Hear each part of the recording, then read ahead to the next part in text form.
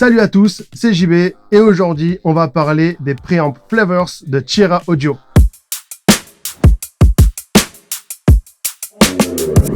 Maybe on top, but we're gonna turn it upside down.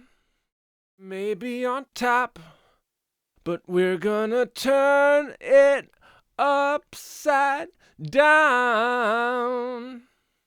Maybe on top, but we're gonna turn it upside down. Maybe on top, but we're gonna turn it upside down.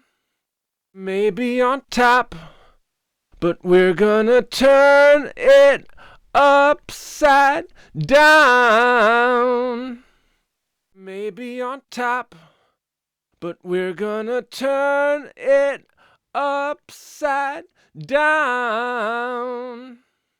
Maybe on top, but we're gonna turn it upside down.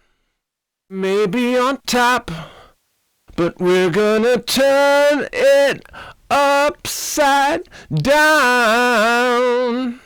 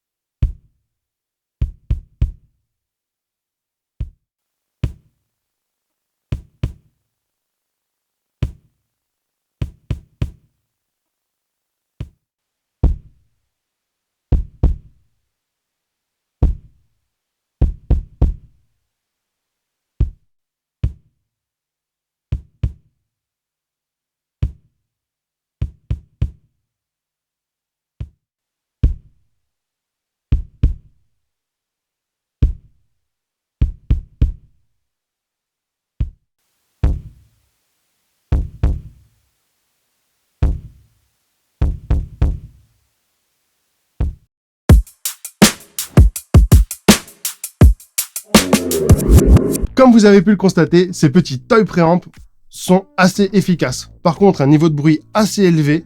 Là, c'est passé dans la Goliath HD et le Ferrofish. Donc, le bruit propre, hein, c'est pas forcément ce que j'ai le plus dans mon studio. Donc, ça vient vraiment de ces préamps.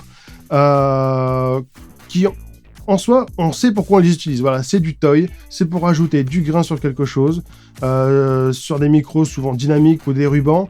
Donc, si on n'est pas à l'affût de quelque chose d'ultra clean, mais qu'on veut vraiment un grain assez marqué, parce que là, je l'ai clairement abusé sur certains où j'entrais quand même assez fort en niveau line, quand même dans ces préamps, pour bien qu'on voit les caractères. On peut aussi l'adoucir en baissant un petit peu. Hein.